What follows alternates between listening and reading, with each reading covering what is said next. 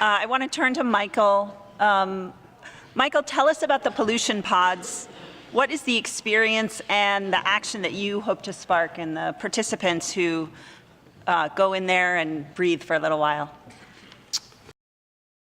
So the pollution pods you can see in Place des Nations. It's a series of 5 domes in which you can experience the quality of air in cities around the world, including São Paulo, in fact. It's the worst one, huh? It's not the worst one, by any means. Yes, yes.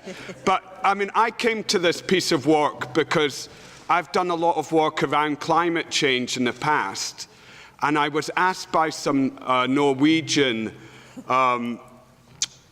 analysts to do some work in Norway which they could see if it would change people's behaviour.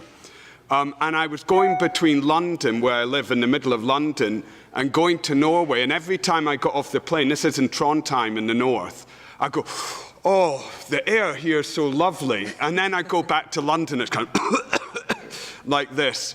And I started to think, actually, air pollution and climate change are very related. The causes of both are very similar.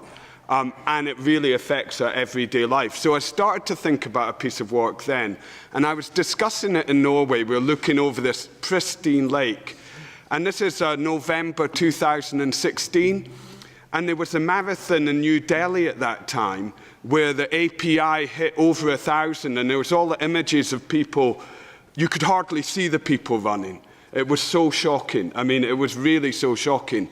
And I thought, this is really going to be interesting, playing between cities like London, where the pollution is averagely bad, places like Norway, where it's still clean, and places like New Delhi, where it's absolutely horrifying.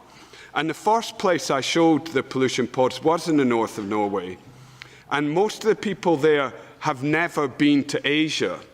And I had people going through, and they would leave actually crying at the end of it, because they literally couldn't believe that people could live somewhere like New Delhi on a daily basis with pollution like that. It actually made young kids cry. It was incredible. And that embodiment is like, we have the data, we have the facts, we know it's bad, but how do we get people to embody the experience and then move on from that to actually make real change? That's something that I'm trying to do with my work. How you make the invisible and the chronic something that's visible.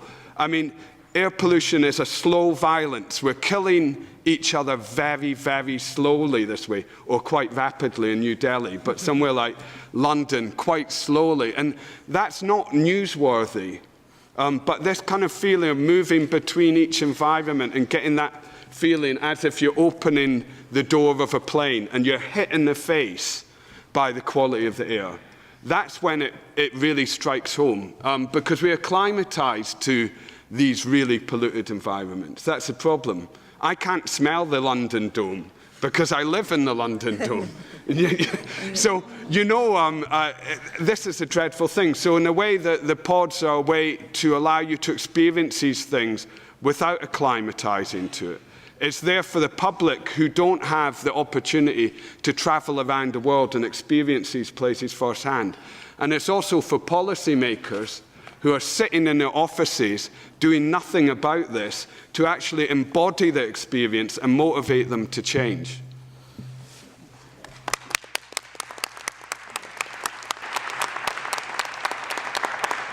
Thank you, Michael. We're going to turn now to Sanu. I have asked